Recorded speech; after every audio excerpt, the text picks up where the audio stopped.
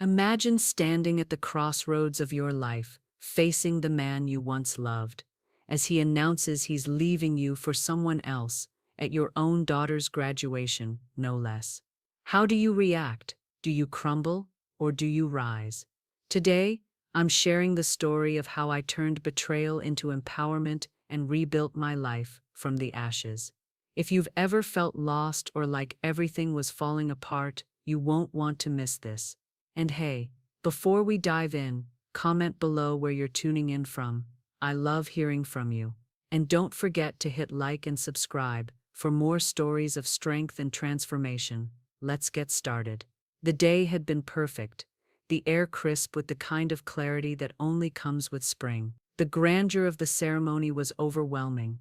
Sophia, my daughter, had worked so hard for this day, and the joy on her face as she walked across the stage was everything I had hoped for, a proud mother's moment.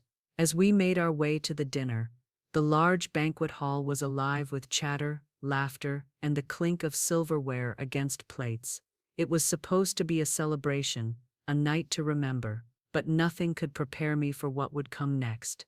Mark, my husband of 22 years, stood beside me, his hand resting lightly on the back of my chair. He had been quiet for most of the evening, and I had noticed that distant look in his eyes, the one I had grown familiar with over the past year. He hadn't really been the same for a while, distant, irritable, restless. But tonight was about Sophia. I tried to push aside the whispers of doubt in my mind, focusing on the joy of the moment. After all, this was her day. The room fell silent as Mark raised his glass. Everyone turned their attention to him, expecting a toast, a heartfelt acknowledgement of our daughter's achievement. But then, Mark did something I wasn't prepared for.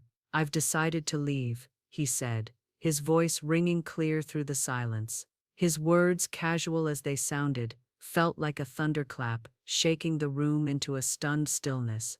"I'm leaving, Layla.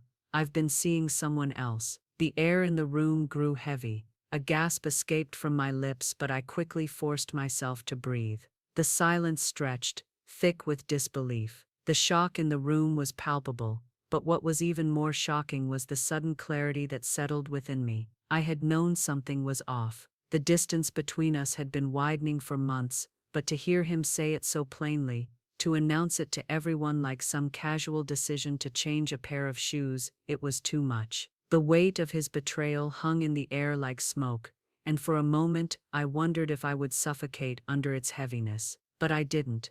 I didn't break. My heart, racing, threatened to betray my calm facade, but I wasn't about to let it. Not now. Not here. Mark's eyes, though, still held a glint of smugness. He had thought that I would crumble, that I would shout, cry, beg him to reconsider, that I would cause a scene. I wasn't going to give him that satisfaction. Instead, I took a deep breath, lifted my chin, and let a smile slowly form on my lips. I turned to Sophia, whose face had gone pale, her eyes wide with confusion. I kissed her cheek gently, the calmness in my touch a silent reassurance that this day was still hers. "Sophia," I said softly, "this day is about you. We are not going to let this ruin your achievement." Sophia blinked, trying to make sense of what was happening, but I saw the question in her eyes. "How can you be so calm? How could I?" The truth was, I wasn't sure, but I had no choice. I couldn't allow Mark's selfishness to overshadow the happiness that this day had brought.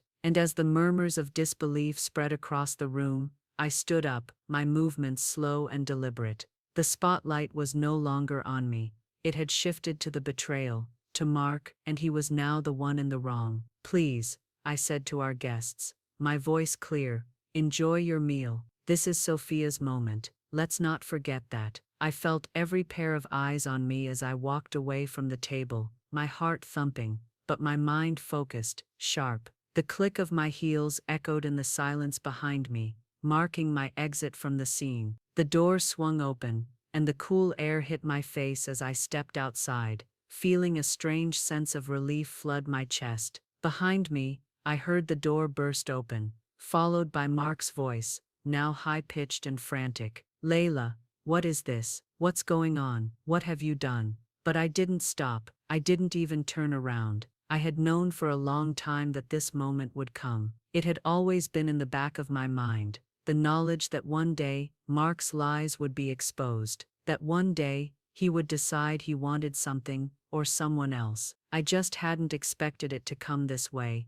in front of so many people, at such an important time. And yet, as I walked further away from the noise, I felt something stir inside me, something I hadn't felt in years. It was the whisper of a woman I had almost forgotten, one who had been swallowed up in the role of wife and mother. It was a feeling of freedom, of empowerment. For the first time in ages, I felt a sense of clarity.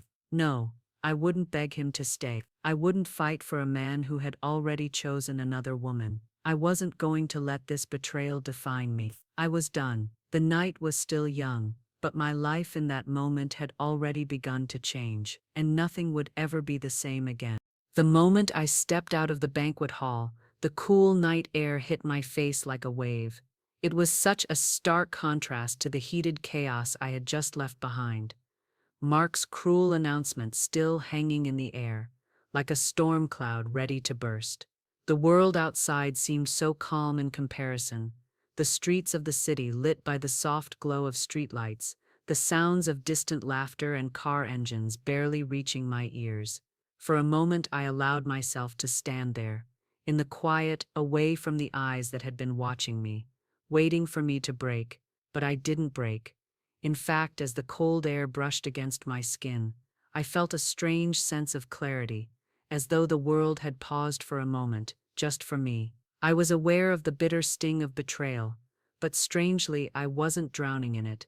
I wasn't crying or raging against what had just happened. I was simply calm. It didn't feel right, but it also didn't feel wrong. It felt like the beginning of something I hadn't been ready to face, but now couldn't ignore. As I walked down the quiet street, the sounds of the evening fading into the background, my mind wandered back to Mark. I had known something was off for a long time.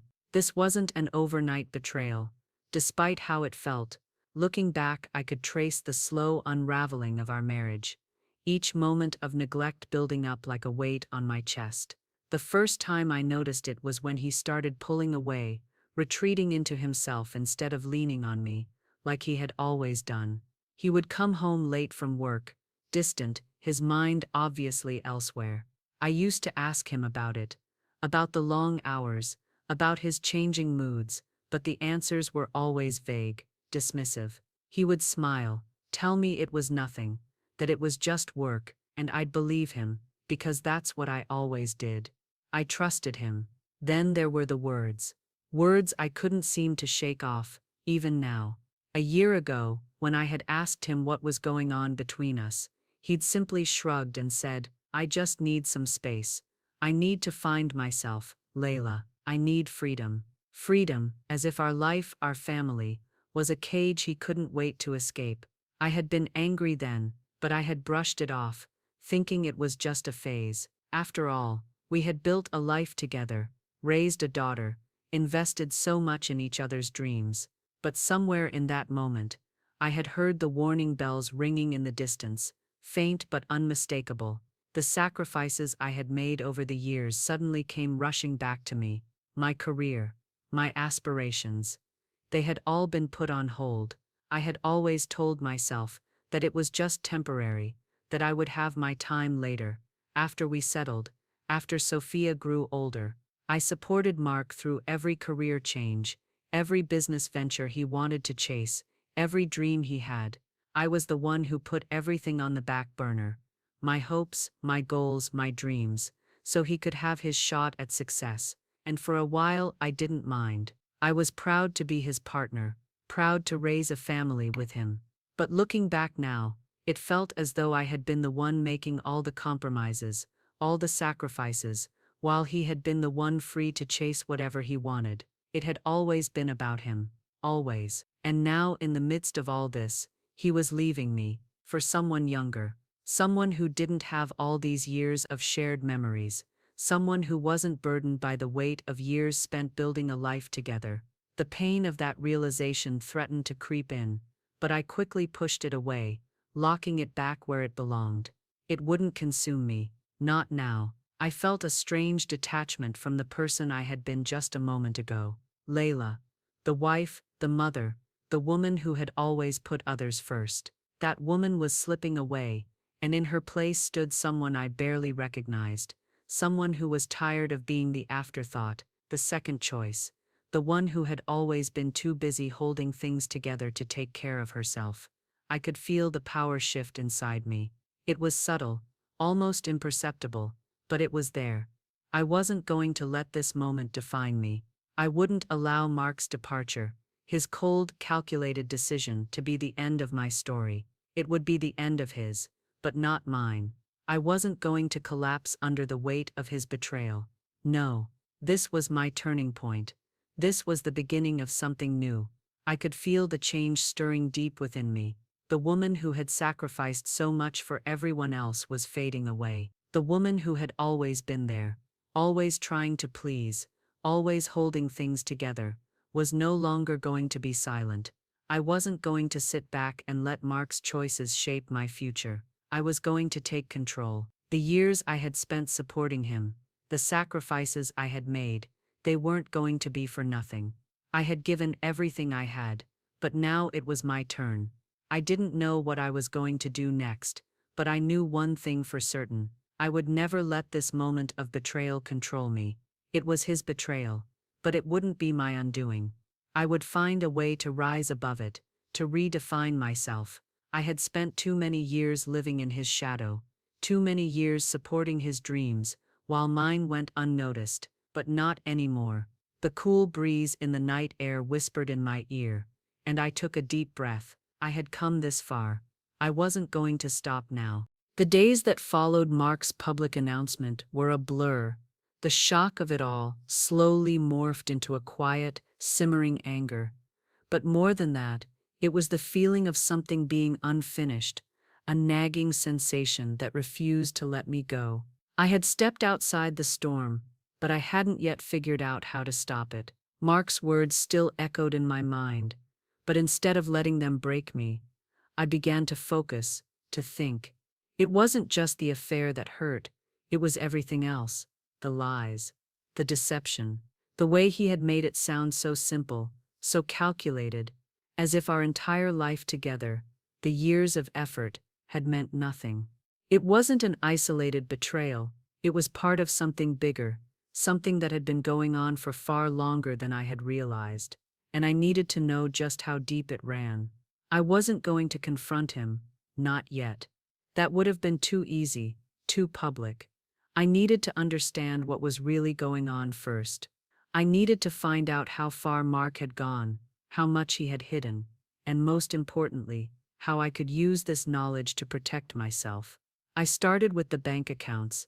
I had always managed our finances, and I knew our joint accounts like the back of my hand. But as I went through the recent statements, something didn't sit right. Small transactions, insignificant amounts at first glance, kept popping up, payments to an unknown account that I didn't recognize. At first I brushed it off. Maybe it was a mistake. Maybe it was a bill I had overlooked. But the more I looked, the more I realized there was a pattern. Transfers, and more transfers. Money leaving our account in increments, as if Mark were laying the groundwork for something. I began to dig deeper. I cross-referenced the transfers with Mark's phone records, his recent trips, his meetings, and that's when I found it. A pattern of behavior that couldn't be ignored. It wasn't just about money. It was about a life he had been building on the side, one that he didn't want me to see, didn't want me to uncover. I was careful. I didn't say anything to Mark. He was already acting differently, growing more defensive, more evasive. He had stopped looking at me when we spoke, and the quiet tension between us was becoming unbearable. Instead, I watched him closely. Every move, every glance. The breaking point came when I followed him on one of his business trips. I had been suspicious for weeks, but I knew this was my chance to confirm everything I had suspected. Mark had told me he was going to a conference, an important one that could change the direction of his career, but I knew better than to take him at face value. I followed him from a distance, the feeling of betrayal still simmering in my chest. We drove the same route for miles, but something felt wrong the entire time. Mark didn't drive with his usual urgency. Instead, he seemed relaxed, his mood light, almost too light. I watched as he turned into a posh hotel parking lot, far too extravagant for a simple business trip.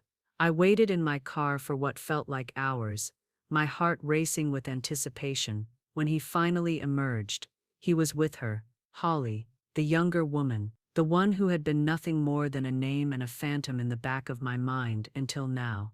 There she was, standing next to him, her hand casually resting on his arm. I watched as they walked into the hotel lobby, their laughter echoing behind them. There was no mistaking the way they looked at each other, no mistaking the affection between them. Mark's smile was wider than I had ever seen it, and Holly, her eyes bright with that unmistakable excitement that comes with something new, something forbidden, was hanging on his every word. It wasn't just an affair, it wasn't a fleeting mistake, this was something far more calculated. Mark wasn't just leaving me, he was building a new life with someone else, someone who was going to take my place. He had planned this all along, and I had been too blinded by my trust in him to see it. The weight of that realization hit me like a punch to the gut. I sat there in the car, the cold air from the AC doing nothing to cool the rage that was rising inside me. I wasn't just angry, I was disgusted. Disgusted at how he had treated me, how he had built a life with someone else while I had been at home, building our family. How could he think he could get away with it? But even in the midst of the anger, something else stirred, something sharper, something that felt like clarity. I had been played, but now, it was my turn. Now, I would be the one making the moves. I didn't confront him, not yet. I knew there was more to uncover, more pieces to this puzzle, but this time, it wasn't about catching him off guard. It was about making sure he didn't get away with it. I had worked too hard to build this life, to let it all crumble because of his lies. The pieces were falling into place. There was more to find, more to uncover. And as the days went on, I began to realize that this wasn't just about ending a marriage, it was about taking back control. Mark might have thought he was escaping, but he didn't know it yet. He was about to find out just how much I knew, and how much I had planned. The evening had started like any other family gathering. Awkward silences, clinking glasses, the usual chatter of relatives catching up with each other. But everything changed when Mark stood up, his glass of wine in hand, as if he were about to make a heartfelt toast in honor of the family we had spent years building. I had known it was coming. The moment when Mark would finally say it out loud, declare to the world that he was leaving. But what I hadn't anticipated was the sheer arrogance with which he would do it. Mark, with that practiced smugness of his, cleared his throat dramatically, catching everyone's attention. I could feel the hush that fell over the room. His eyes briefly flicked to me before turning back to the gathered guests. His expression was one of a man on the brink of freedom, ready to claim what he believed was his by right. I could already sense the weight of what was about to come. This wasn't just a goodbye, this was his final public act of control. "I've made a decision," he began, his voice dripping with feigned solemnity, "and it's time I say this, once and for all." I could see the excitement in his eyes, as though this was a performance he had been rehearsing for weeks, a well-practiced monologue. "I'm leaving Layla," he continued, his words landing with a quiet thunder. "I'm moving on with my life. I've met someone else. Someone who truly understands me." The silence that followed was deafening. My eyes met those of the guests around the table, the horror and disbelief etched on their faces. Some were shocked, others confused.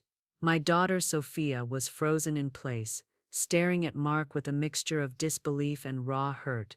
I could feel the shock radiating from her, could feel the ache of betrayal in her eyes, but I forced myself to stay calm.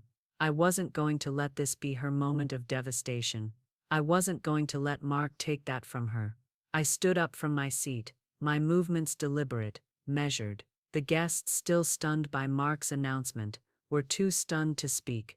Mark, oblivious to the silence he had created, smiled, his eyes lighting up with a sense of satisfaction. This was his moment, the moment he'd been waiting for. But what he didn't know was that it was about to be mine. With a calmness that surprised even me, I stepped forward, holding something in my hand. A small cream-colored envelope. I'd been holding it the entire evening, letting it rest in my lap as I waited for the perfect moment. And now this was it. "Mark," I said, my voice steady and calm, cutting through the silence. His eyes snapped to mine, a flicker of confusion passing through them. "I think you should read this." I walked up to him and placed the envelope on the table in front of him. The smug look that had been plastered across his face began to falter as he glanced down at the envelope. The room had gone completely still. "What's this?" he asked, his tone suddenly shifting, uncertainty creeping into his voice. "Something for you to read," I replied, keeping my gaze unwavering. Later, there it was, the moment where everything would change. I turned to Sophia, who was sitting frozen in shock. I walked over to her and kissed her forehead, my hand resting briefly on her shoulder. "Sweetheart," I said softly, "this day is about you. Don't let this ruin it. You've earned this." Sophia blinked rapidly, as though trying to process the storm that was brewing around her. Her lips trembled, but she nodded, her eyes searching mine for some reassurance. I gave her a smile, one that didn't betray the storm of emotions I felt inside, and turned back toward Mark. The room had grown heavier, the air thick with the tension I had carefully cultivated. Everyone was waiting to see what would happen next, and I wasn't about to disappoint them. I turned back to the guests, my voice cutting through the quiet. "Please, enjoy your meal," I said calmly. "This is Sophia's celebration. Let's not forget that." I could feel the weight of their eyes on me, and the stillness of the room felt like it was closing in. But I walked out of the room with my head held high, not a hint of falter in my stride. The heavy door swung closed behind me, and for the briefest moment, I allowed myself to breathe. I had done it. I had taken back control. Behind me, I heard the door swing open, Mark's voice following me, no longer the confident, triumphant tone he had been using earlier. Now, it was frantic, desperate. "Layla, what the hell is this?" he demanded. "What have you done?" I didn't stop. I didn't look back. Instead, I walked through the quiet hallway of our home, feeling a strange sense of relief flood my chest. Mark thought he had the upper hand. He thought he was the one making the bold move. But in reality, I had already won. I had planned this moment long before he ever thought about leaving me. And now, as he stood there frozen in confusion and panic, I knew I had been 3 steps ahead all along. I had watched him for months, tracking every detail, quietly gathering evidence of his deception, every transfer, every hidden expense, every conversation with her, Holly, the woman who was now taking my place. I had learned to trust my instincts, and everything had pointed to this moment. Mark hadn't just been having an affair. He had been building a future with someone else while pretending that everything was fine at home. As I stood in the hallway, my mind replaying the scene in the dining room, I couldn't help but feel a flicker of something I hadn't felt in years: vindication. He had tried to paint me as the weak one, the one who would crumble under the weight of his betrayal. But I hadn't. I was standing tall, and I would remain standing. I had spent years supporting his dreams, putting mine on hold. I had given him everything, and now it was time for me to reclaim what was mine. Back in the dining room, Mark was likely still fumbling with the envelope, trying to piece together the reality I had just handed him. But the game had changed. The power dynamic had shifted. When he finally realized what was in the envelope, when he saw the divorce papers and the evidence of his financial deceit, it would be too late. There would be no turning back. The woman who had once been meek and compliant was gone, and in her place stood someone who had learned the value of self-respect, who was finally taking back control. The first few days after everything went down felt like a blur. The world had shifted so suddenly, so violently, that it was hard to tell where I ended and where the chaos began. The house we had shared for nearly 2 decades, where we had raised Sophia, where we had built our life together, suddenly felt foreign, suffocating. Every corner of it, every room, seemed to hold the weight of memories I no longer wanted. It was clear to me now that everything had changed, and I couldn't stay there any longer. I needed space, distance from the past, and most importantly, I needed to breathe. So I left. The decision wasn't easy. It was the hardest thing I had done in a long time, but it was necessary. I packed my bags and walked out of that house, taking only what I could carry. The rest, his things, the furniture, the memories would stay. Let him have it. He was the one who had chosen this path. It wasn't mine anymore. I found an apartment downtown, a small, modest place with high ceilings and large windows. It wasn't much, but it was mine. The first night I spent there, I sat by the window, watching the city lights flicker in the distance, and for the first time in years, I didn't feel like I was trapped. I could breathe. I could think. I could finally hear myself think, without the constant hum of Mark's expectations and my own self-doubt crowding my mind.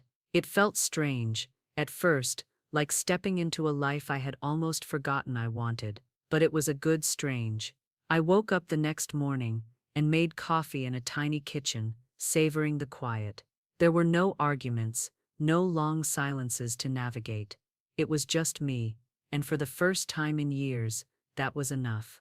The days that followed were filled with practical tasks, getting my finances in order, setting up utilities, arranging my things, but more than that, they were about rediscovering myself. I had spent so many years supporting Mark, so many years putting his dreams above my own, that I had forgotten what it felt like to live for myself, to have a voice, to be in control of my own life. That voice was starting to come back.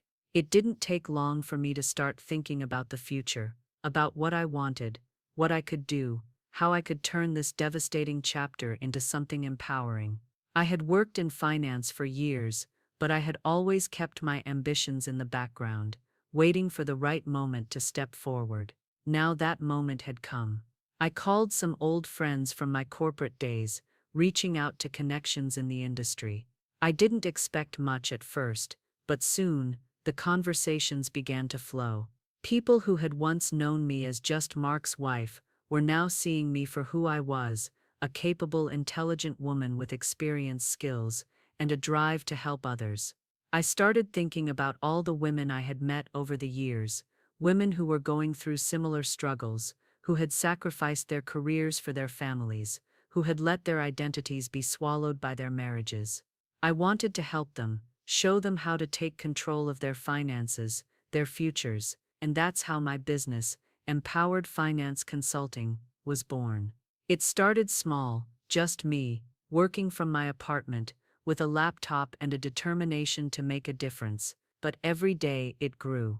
Word spread, and more women reached out, seeking advice on how to manage their money, plan for their futures, or in some cases, navigate their own divorces. I found purpose again. Real purpose, not in the man who had betrayed me, not in the life I had built for him, but in something I could call my own. As my business began to grow, I continued to receive updates from my attorney. The divorce was moving forward smoothly. The evidence of Mark's financial deception, the hidden accounts, the transfers, everything was falling into place. The prenuptial agreement we had signed all those years ago was working in my favor, and Mark was about to learn that his betrayal wouldn't go unpunished. It wasn't just about the money, though. It was about regaining my independence, about reclaiming what I had given up. Sophia, of course, was struggling. She had been caught in the middle of it all, and even though she had seen the signs, the pain of it all hit her harder than I could have anticipated. She didn't know what to say to me, didn't know how to feel. Some days, she seemed angry, others, numb. It broke my heart to see her so torn, so confused, but I couldn't fix everything for her. I couldn't take away her hurt, but I could show her how to heal. One evening, as I was sitting on the couch in my new apartment, Sophia came to visit. She sat down beside me, her eyes red from crying. We didn't speak for a while. Instead, we just sat there, together, in the silence. Finally, she spoke. "Mom," she said quietly, "how do you do it? How do you just move on?" I didn't have an immediate answer. How do you explain to your daughter that, after everything, you still find a way to stand tall? How do you teach her to be strong when all she's seen is pain?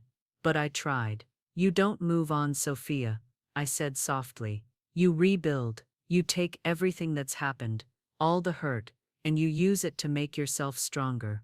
You find the pieces of yourself you've forgotten, and you put them back together. It's not easy. It never will be. But it's yours, and no one can take that from you." Sophia wiped her eyes, a faint smile flickering across her face. She looked at me like she was seeing me for the first time, and I knew, in that moment, that I had made the right choice. For both of us. As the months passed, Sophia and I grew closer. She began to understand, in her own way, that this wasn't about Mark, or the life we had lost. It was about us. It was about what we could create together, what we could build moving forward. I watched her grow into a young woman who was starting to find her own voice, her own strength. It was a quiet victory, but it was one I held dear. As my business expanded, I found myself mentoring other women who were facing the same crossroads I had. Some were divorced, others were in the process of rebuilding their lives, just like me. I helped them see that their past didn't define them. I helped them understand their finances, their rights, their independence. I showed them how to reclaim their power, how to step into the world with confidence and clarity. Every new client, every successful session, filled the void Mark's betrayal had left behind. I was finally building a life I was proud of, one that wasn't dictated by someone else's choices. And as I did, I realized something crucial. It wasn't just about the money or the business. It was about the freedom I had fought for, the self-respect I had earned. Mark had taken so much from me, but he had given me something too. He had given me the chance to rediscover who I was, to finally live for myself. And for the first time in years, I was living, fully, completely, for me. The courtroom was almost unrecognizable from the one I had imagined all those months ago. It wasn't just a place of legal proceedings, of contracts and clauses. It had become the arena where everything I had fought for would be decided. For so long, I had anticipated this moment. But as I walked through the doors, I was calm. I was at peace. This wasn't about winning. This wasn't even about Mark anymore. This was about me, about taking back what was rightfully mine, and finally closing this painful chapter of my life. Mark entered just moments after me, looking a shadow of the man he had been. Gone was the confident, arrogant man who had stood before me and the family just months ago, as if he had already won. Instead, there was a man who now seemed beaten down, his shoulders hunched, eyes tired and drawn. His designer suit, once perfectly tailored, now hung awkwardly on him, and his usually impeccable hair was slightly unkempt. It was clear that the past few weeks had taken their toll on him. As the proceedings began, the tension in the room was palpable. The judge, a no-nonsense woman with sharp eyes and a reputation for being fair, was already skimming through the documents. Her eyes flicked from one page to another, as if she had already made her decision, as if she already knew exactly what had transpired. Mark tried to maintain his composure, but it was obvious to everyone that he was losing control. I could see him fidgeting, his fingers tapping nervously on the table, his eyes darting between the judge and his attorney, as if waiting for the hammer to fall. For once, I wasn't the one waiting. This time it was his turn. The judge turned her gaze toward Mark's lawyer.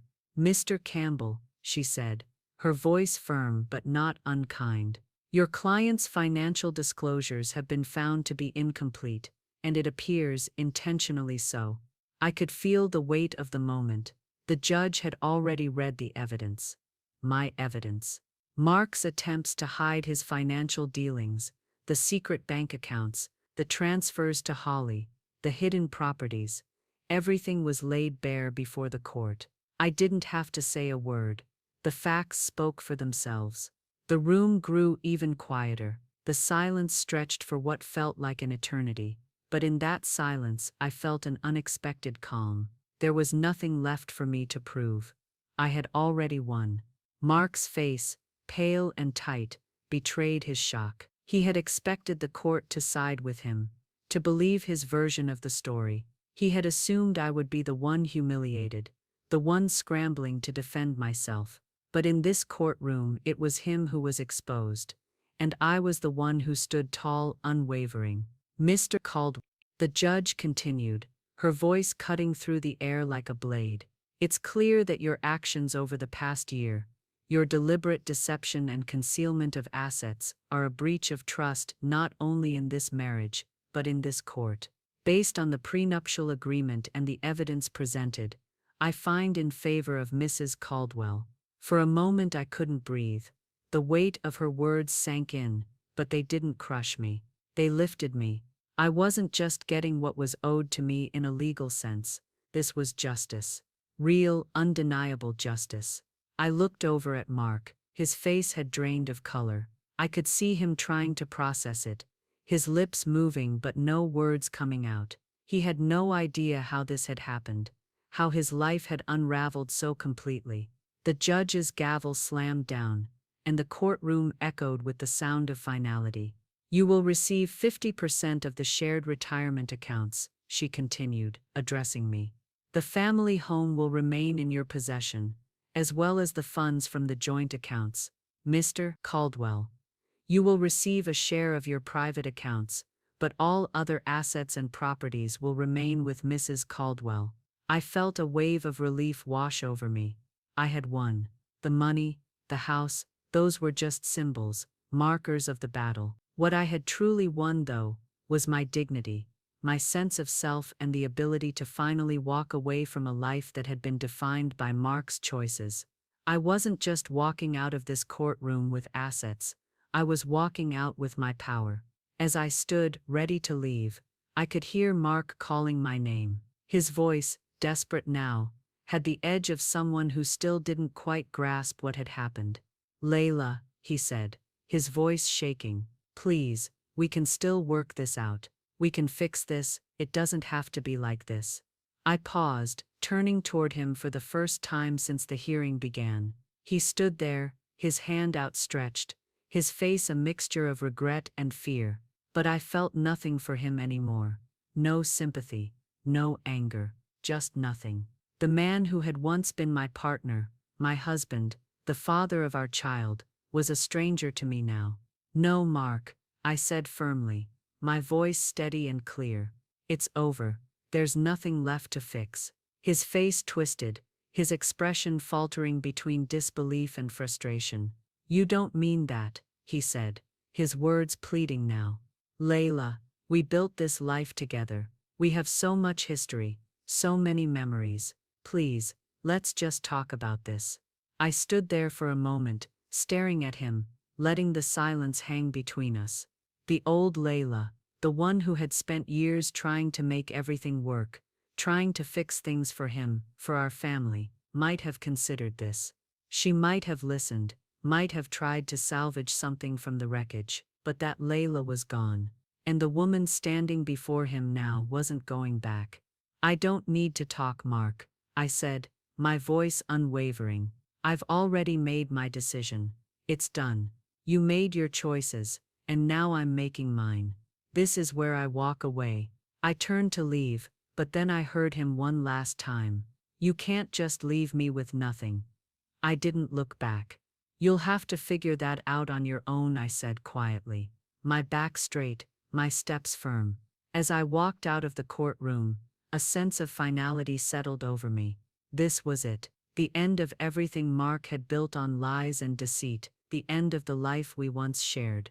And as I stepped out into the sunlight, the weight that had been on my shoulders for so long lifted completely. I was free. The door to that chapter of my life had slammed shut behind me, and I was ready to move forward. This wasn't just the end, it was the beginning of something new, something entirely mine. It had been nearly a year since the final court hearing, a year since everything had changed. The person I had been, the life I had lived, felt like it belonged to someone else now. The apartment I had once found so unfamiliar was no longer just a place where I stayed. It had become my sanctuary. The space, once echoing with loneliness, was now filled with purpose, with life that I had carved out for myself. My business, Empowered Finance Consulting, was thriving. I had built it from the ground up, slowly at first, just one client at a time. But now, it had grown into something I was incredibly proud of. Word had spread, and women from all walks of life were reaching out, looking for guidance on how to regain control of their financial futures. I had gone from a woman defined by someone else's choices to someone whose words and expertise could empower others. I wasn't just helping women secure their financial independence. I was helping them rediscover their own sense of worth. I was living a life I had never imagined for myself. Every morning, I woke up with a sense of purpose, knowing that I was building something of my own, something I had worked hard for. It wasn't just about the numbers on a balance sheet or the growing client list. It was about the freedom that came with it. The freedom to make decisions for myself, to prioritize my own needs, and to finally honor the dreams I had put aside for so many years. The financial security I had gained was important, but it was the emotional and mental strength I had built that meant the most. I wasn't just surviving anymore, I was thriving. The woman who had once felt small in the shadow of Mark's dreams, the woman who had lived in the background, had become the woman I was always meant to be. I had reclaimed my identity, not just as someone's wife or mother, but as a whole person in my own right. Sophia and I had come a long way too. The hurt, the confusion and the anger she had felt at the beginning had given way to understanding. We had spent countless hours talking, reflecting, and most importantly, healing together. At first, there had been tension, a distance between us that neither of us knew how to bridge, but with time, that distance had closed, and we found a new rhythm in our relationship. We had both been through so much, and it had shaped us in ways we never could have predicted. Now, our bond was stronger than ever. Sophia was flourishing, finding her own path in the world, and I couldn't have been prouder of her. She had grown into a young woman who was beginning to understand her own strength, her own voice. We spent weekends together, sometimes just talking, sometimes working side by side in my office, as I built my business. We were no longer just mother and daughter. We were two women walking this journey side by side, supporting each other in ways that had once seemed impossible. There were still moments of sadness, moments when I would catch myself remembering the life I had thought I would have with Mark, the future I had imagined, but those moments were fleeting now. They no longer defined me. The betrayal had been painful, but it had also been the catalyst for my transformation. I spent a lot of time reflecting on how far I had come, how much I had changed. The woman who once would have begged Mark to stay, the woman who thought her world would fall apart without him, she was gone. And in her place stood a woman who had learned to trust herself, to value herself. I had rebuilt my life piece by piece, and each new day felt like a victory. There were days when I would think about what Mark had taken from me. The trust, the years of my life spent supporting someone who didn't appreciate it. But as much as those thoughts still stung, they no longer controlled me. They no longer had power over me. In fact, they had become the stepping stones that led me to this new chapter, one where I was in control, where my happiness was in my own hands. There were also days when I would think about the life I had now, the life I had fought so hard to create. My business was thriving, my relationship with Sophia was deepening, and I had built a network of strong, empowered women around me. This was the life I had always dreamed of, but I had never known how to get here. Now, I did. Looking back, I could see the turning point so clearly. It had been painful. Yes, it had been the hardest thing I had ever done, but it had been the necessary thing. I had taken control when I had every reason to give up. And because of that, I was here living a life filled with purpose, with joy, and with a deep sense of fulfillment that no one could take away from me. In the quiet moments, when I allowed myself to truly feel the weight of what I had achieved, I realized that I had gained something even more valuable than my financial independence. I had gained the confidence to define my own success. No longer would I measure my worth by the man I was married to, or the family I thought I had to keep together. My worth was defined by the woman I had become, the woman who had the strength to walk away from a life that no longer served her, and the courage to build a better one from the ground up. I looked at Sophia one evening as we sat together in the living room, our favorite show playing softly in the background, and I realized that this was what mattered. This was the life I had fought for, the freedom to live authentically, to embrace my own identity, and to teach my daughter to do the same. "Mom," Sophia said, breaking my thoughts, "I'm so proud of you." And as I looked at her, I felt a rush of pride in return. This wasn't just about me anymore. It was about us, about showing Sophia that life after betrayal could be not only survivable, but also filled with more love, purpose, and joy than we could have ever imagined. It wasn't too late. It had never been too late. And the best part was, this was only the beginning. If you found strength and inspiration in today's story, I'd love for you to join this community of empowered individuals. Don't forget to hit that subscribe button so you never miss out on more stories of transformation and resilience. And if you liked this video, give it a thumbs up. Let's keep spreading the message that it's never too late to take control of your life. Thanks for watching, and I'll see you in the next one.